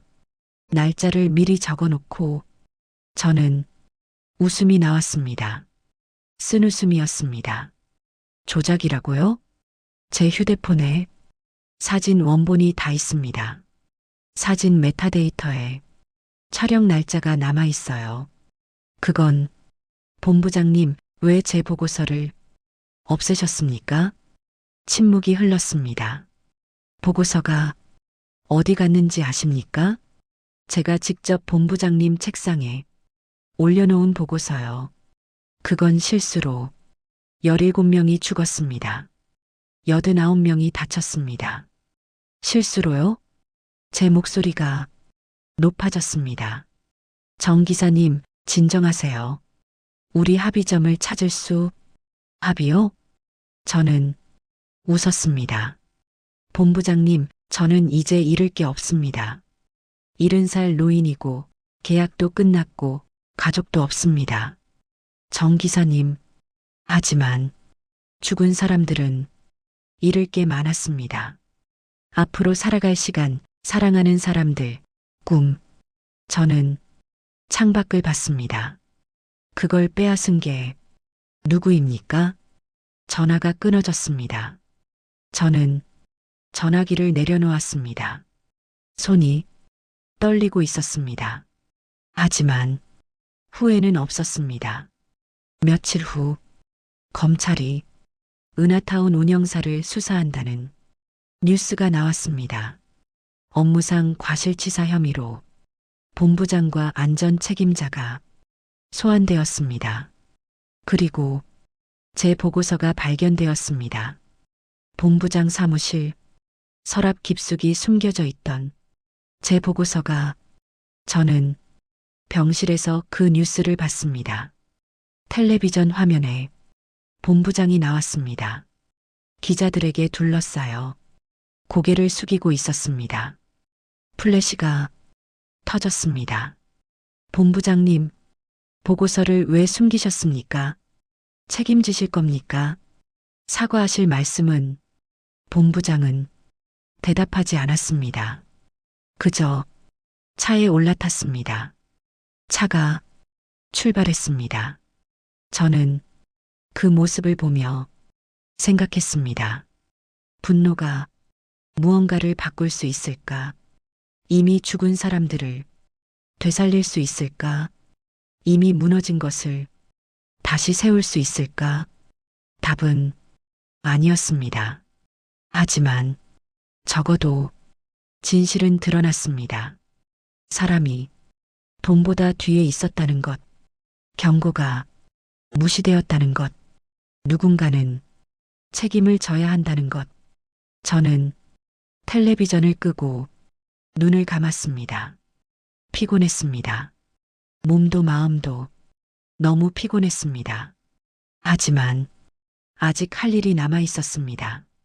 한 사람, 제가 구했지만 아버지가 아닌 사람, 그 사람에게 마지막으로 할 말이 있었습니다. 저는 침대에 누워 천장을 보며 생각했습니다. 무슨 말을 해야 할까? 어떻게 말해야 할까? 20년의 침묵을 어떻게 깨야 할까? 밤이 깊어갔습니다. 병실은 조용했습니다. 저는 여전히 눈을 감고 생각하고 있었습니다. 일주일 후 저는 병원에서 퇴원했습니다. 목발을 짚고 천천히 걸었습니다. 병원 로비를 지나 밖으로 나왔습니다. 12월 초의 바람이 차가웠습니다. 저는 택시를 타고 다른 병원으로 향했습니다. 서연이 입원해 있는 병원이었습니다. 며칠 전 신문 기사를 통해 알게 되었습니다. 은하타운 생존자 김서연 씨 의식 회복. 저는 그 기사를 오래 들여다봤습니다. 사진 속 서연은 병실 침대에 누워 있었지만 눈을 뜨고 있었습니다. 살아 있었습니다. 제가 구한 사람, 하지만 제 아이가 아닌 사람. 택시가 병원 앞에 멈췄습니다. 저는 요금을 내고 내렸습니다. 병원 건물을 올려다봤습니다. 하얀 건물이 하늘을 향해 서 있었습니다. 저는 한참을 그렇게 서 있었습니다. 들어갈까 말까, 만날까 말까, 20년 동안 같은 질문을 했습니다. 그리고 항상 대답은 같았습니다. 아니야, 안 돼. 저는 고개를 저었습니다. 돌아서려 했습니다. 그때였습니다. 주머니 속 휴대폰이 울렸습니다. 저는 멈칫했습니다. 휴대폰을 꺼냈습니다. 화면을 봤습니다. 발신자 표시는 번호 없음이었습니다. 저는 받았습니다. 여보세요? 잠시 침묵이 흘렀습니다. 숨소리가 들렸습니다. 그리고 목소리가 들렸습니다. 정호 씨이신가요? 젊은 여자의 목소리였습니다. 약하고 떨리는 목소리였습니다. 저는 숨을 멈췄습니다. 네, 그렇습니다. 저는 김서연이라고 합니다. 제 손이 떨렸습니다. 네, 저를 구해주신 분이시죠? 아, 네. 목소리가 제대로 나오지 않았습니다. 서연이 말을 이었습니다. 고맙다는 말씀을 드리고 싶었어요. 아닙니다. 제가 할 일을 했을 뿐입니다. 침묵이 흘렀습니다. 서연이 말했습니다. 제 학생증을 찾으셨다고 들었어요. 네, 현장에서 발견했습니다. 학생증 뒷면에 글씨가 있었을 거예요. 저는 주머니를 더듬었습니다. 학생증이 거기 있었습니다. 꺼내서 봤습니다. 혹시 잃어버리면 이 번호로 연락 주세요. 아버지, 네, 있습니다. 그 글씨 정호 씨가 쓰신 거 맞죠? 저는 대답할 수 없었습니다. 목이 메었습니다. 서연이 천천히 말했습니다. 저는 어렸을 때 기억이 조금 있어요. 7살 때까지 저를 키워주신 분, 매일 아침 제 도시락을 싸주시던 분, 자전거 타는 법을 가르쳐 주시던 분. 저는 눈을 감았습니다. 기억이 떠올랐습니다. 작은 자전거 뒤에서 잡아주며 달리던 오후. 아빠, 놓지 마. 안 놓아, 안 놓아. 서연의 목소리가 계속되었습니다. 그분의 목소리를 저는 잊지 못했어요. 제 눈에서 눈물이 흘렀습니다. 20년 동안 한 번도 연락이 없었어요. 어디 계신지도 몰랐어요. 미안합니다. 제 목소리가 떨렸습니다. 하지만 그날 은하타운에서 서연이 말을 이었습니다. 사람들을 대피시키는 누군가의 목소리를 들었어요. 천장이 무너지기 직전에 저는 눈을 떴습니다. 그 목소리가 제가 기억하는 목소리와 똑같았어요. 그래서 생각했어요. 설마 그럴 리 없겠지만 서연의 목소리도 떨리고 있었습니다. 혹시 그분이 아닐까 하고 저는 아무 말도 할 수 없었습니다. 눈물만 계속 흘렀습니다. 서연이 물었습니다. 정호 씨, 아니, 숨소리가 들렸습니다. 아버지, 거기 계셨어요? 그 한마디에 저는 무너졌습니다. 병원 앞에 서서 70살 노인은 아이처럼 울었습니다. 미안하다, 미안하다. 제가 할 수 있는 말은 그것뿐이었습니다. 20년 동안 연락 한 번 못해서 미안하다. 전화 너머로 서연의 흐느끼는 소리가 들렸습니다. 괜찮아요. 괜찮아요. 아빠가 너를 지키지 못해서 아니에요. 아버지는 그날 저를 구해주셨잖아요. 그리고 다른 많은 사람들도 구해주셨잖아요. 저는 고개를 들었습니다. 하늘이 흐렸습니다. 겨울 하늘이었습니다. 서연이 말했습니다. 지금 병원 어디쯤 계세요? 밖에 정문 앞에 있다. 올라오실 수 있으세요? 저는 병원 건물을 봤습니다. 괜찮겠니? 보고 싶어요. 아버지, 그 말에 저는 또 눈물이 났습니다. 나도 너를 보고 싶구나. 전화가 끊어졌습니다. 저는 한참을 그 자리에 서 있었습니다. 눈물을 닦았습니다. 심호흡을 했습니다. 그리고 병원 안으로 들어갔습니다. 목발을 짚고 천천히 걸었습니다. 엘리베이터를 탔습니다. 버튼을 눌렀습니다. 5층 엘리베이터가 올라갔습니다. 저는 거울에 비친 제 모습을 봤습니다. 70살 노인이 거기 있었습니다. 주름진 얼굴, 희끗한 머리, 눈가에 눈물 자국. 이런 모습으로 어떻게 만나지? 그런 생각이 들었습니다. 하지만 이미 늦었습니다. 엘리베이터가 5층에 멈췄습니다. 문이 열렸습니다. 저는 천천히 내렸습니다. 복도를 걸었습니다. 간호사 스테이션 앞을 지났습니다. 실례합니다. 김서연 환자 병실이 507호입니다. 감사합니다. 507호.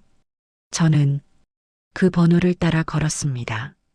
복도 끝에 그 방이 있었습니다. 문 앞에 섰습니다. 손을 들어 문을 두드리려 했습니다. 하지만 손이 떨려서 제대로 두드릴 수 없었습니다. 저는 심호흡을 했습니다. 그리고 다시 손을 들었습니다. 문을 두드렸습니다. 똑똑. 안에서 목소리가 들렸습니다. 들어오세요. 저는 손잡이를 잡았습니다. 천천히 문을 열었습니다. 병실 안 침대에 한 사람이 누워 있었습니다. 붕대를 감고 깁스를 하고 하지만 눈을 뜨고 저를 보고 있었습니다. 20년 만에 본 얼굴이었습니다. 7살 아이가 27살 어른이 되어 거기 있었습니다. 저는 문 앞에 서서 그 얼굴을 봤습니다. 서연이 미소 지었습니다. 울면서 미소 지었습니다. 아버지, 저는 더 이상 참을 수 없었습니다. 목발을 짚고 침대 곁으로 갔습니다. 서연의 손을 잡았습니다. 따뜻했습니다. 살아있었습니다. 저는 그 손을 꼭 쥐고 고개를 숙였습니다. 미안하다. 정말 미안하다. 서연이 제 손을 잡았습니다. 괜찮아요. 이제 괜찮아요. 창밖으로 햇살이 들어왔습니다. 구름 사이로 빛이 비쳤습니다. 겨울 햇살이었지만 따뜻했습니다. 저는 20년 만에 제 아이 곁에 앉아 있었습니다. 더 이상 도망치지 않고, 더 이상 숨지 않고, 그저 아버지로. 저는 서연의 침대 곁에 의자를 당겨 앉았습니다. 한참을 말없이 앉아 있었습니다. 서연이 먼저 입을 열었습니다. 어떻게 지내셨어요? 저는 웃었습니다. 쓴웃음이었습니다. 잘 지냈다고 하면 거짓말이겠지. 하지만 살았다. 그냥 살았어. 서연이 고개를 끄덕였습니다. 저도요. 그냥 살았어요. 저는 서연의 손을 봤습니다. 제 손과 닮아 있었습니다. 엄마는 잘 계시니? 네. 재혼하셨어요. 새 아버지도 좋은 분이세요. 다행이다. 저한테도 잘해주셨어요. 학교도 보내주시고, 대학도 보내주시고, 저는 고개를 끄덕였습니다. 그래야지. 당연히 그래야지. 침묵이 흘렀습니다. 서연이 말했습니다. 아버지, 왜 연락 안 하셨어요? 저는 창밖을 봤습니다. 연락할 자격이 없다고 생각했어. 나는 실패한 아버지였으니까. 그래도 너를 지키지 못했어. 빚 때문에 가족을 흩어지게 만들었어. 저는 서연을 봤습니다. 그래서 멀리서라도 지켜보려고 했어. 내가 잘 자라는지, 내가 행복한지. 그래서 은하타운에서 일하신 거예요? 응. 내가 이 근처 회사에 다닌다는 걸 알게 됐어. 퇴근하는 모습을 몇 번 봤지. 서연의 눈에 눈물이 고였습니다. 바보 같은 아버지. 미안하다. 정말 미안하다. 저는 서연의 손을 꼭 쥐었습니다. 그날 내 생일 케이크를 사려고 했어. 20년 만에 용기 내서 너를 만나려고 했어. 하지만 건물이 무너졌고 케이크는 사지 못했어. 저는 가방을 열었습니다. 작은 꽃다발을 꺼냈습니다. 병원 가는 길에 산 것이었습니다. 이것밖에 못 샀다. 미안하다. 서연이 꽃다발을 받았습니다. 그리고 웃었습니다. 울면서 웃었습니다. 고마워요. 아버지. 저는 서연의 머리를 쓰다듬었습니다. 7살 때처럼 이제부터라도 아버지 노릇할 수 있을까? 서연이 고개를 끄덕였습니다. 네. 천천히요. 서두르지 않아도 돼요. 고맙다. 아버지가 고마운 거예요. 저를 그리고 다른 사람들을 구해주셔서. 저는 고개를 저었습니다. 다 구하지 못했어. 17명이나. 하지만 89명은 살았어요. 아버지가 대피시키지 않았으면 더 많은 사람이 죽었을 거예요. 저는 눈물을 닦았습니다. 그래도 더 일찍 막았어야 했는데 아버지 잘못이 아니에요. 서연이 제 손을 꼭 잡았습니다. 아버지는 끝까지 싸우셨잖아요. 혼자서. 아무도 듣지 않았지만 저는 서연을 봤습니다. 너는 나를 원망하지 않니? 뭐려? 20년 동안 아버지 노릇 못한 거. 서연이 고개를 저었습니다. 원망하지 않아요. 대신 서연이 미소 지었습니다. 이제부터 함께 가면 되잖아요. 그 말에 저는 또 눈물이 났습니다. 하지만 이번엔 슬픈 눈물이 아니었습니다. 일주일 후 저는 은하타운 앞에 서 있었습니다. 서연과 함께였습니다. 서연은 휠체어에 앉아 있었고 저는 목발을 짚고 서 있었습니다. 은하타운은 아직 무너진 채로 그곳에 있었습니다. 철조망이 쳐져 있었고 추모 공간이 만들어져 있었습니다. 꽃과 사진과 편지들이 놓여 있었습니다. 저는 서연의 휠체어를 밀며 천천히 다가갔습니다. 추모 공간 앞에 섰습니다. 17명의 이름이 적혀 있었습니다. 저는 그 이름들을 하나하나 읽었습니다. 김민준 24세, 이서영 31세, 박준호 45세. 저는 각 이름 앞에서 고개를 숙였습니다. 미안합니다. 그렇게 중얼거렸습니다. 제가 더 일찍 막았어야 했는데 서연이 제 손을 잡았습니다. 아버지 잘못이 아니에요. 저는 꽃을 놓았습니다. 하얀 국화였습니다. 그때였습니다. 누군가 제 어깨를 두드렸습니다. 돌아봤습니다. 젊은 여자가 서 있었습니다. 유모차를 끌고 있었습니다. 혹시 정호 씨이신가요? 네. 여자가 인사했습니다.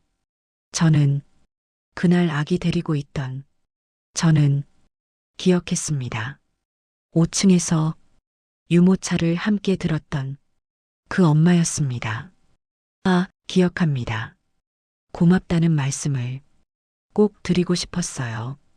여자가 유모차를 가리켰습니다.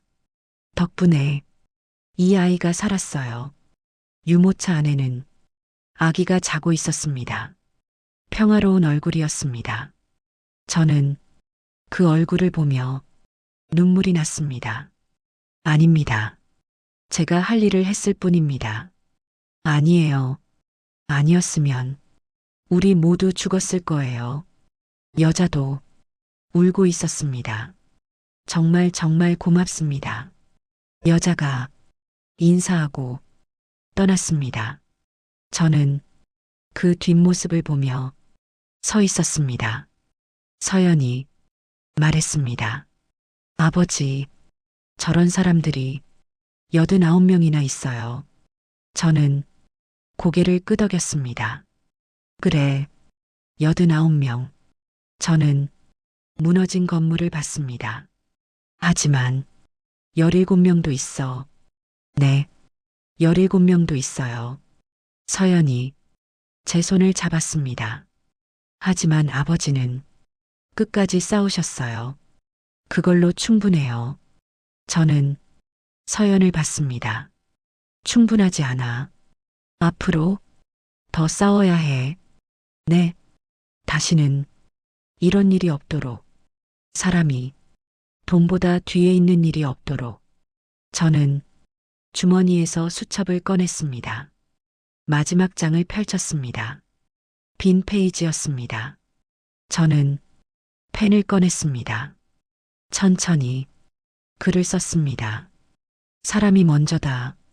늦게라도 오늘부터.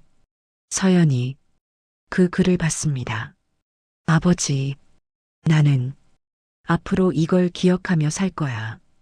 그리고 내가 나를 감시해줘. 서연이 웃었습니다. 네, 꼭 감시할게요. 저는 수첩을 덮었습니다. 그리고 무너진 건물을 향해 마지막으로 고개를 숙였습니다. 여기서 나온 분들, 집에 가서 꼭 가족 손 잡으세요. 작은 목소리로 중얼거렸습니다. 그게 가장 중요한 거니까. 서연이 제 손을 꼭 잡았습니다. 저도 서연의 손을 꼭 잡았습니다. 우리는 그렇게 한참을 서 있었습니다. 무너진 건물 앞에서. 하지만 우리는 무너지지 않았습니다. 70살 아버지와 27살 딸은 손을 잡고 서 있었습니다. 20년의 침묵 끝에, 20년의 죄책감 끝에 우리는 다시 시작하고 있었습니다. 늦었지만, 늦었어도 오늘부터 겨울바람이 불었습니다. 차가웠지만 견딜만 했습니다. 함께라면 견딜 수 있었습니다. 저는 서연의 휠체어를 밀며 천천히 걸었습니다. 은하타운을 뒤로하고 앞을 향해, 새로운 시작을 향해. 수첩은 제 주머니 속에 있었습니다. 마지막 장에 적힌 문장과 함께 사람이 먼저다. 늦게라도 오늘부터. 그것이 제가 은하타운에서 배운 마지막 교훈이었습니다.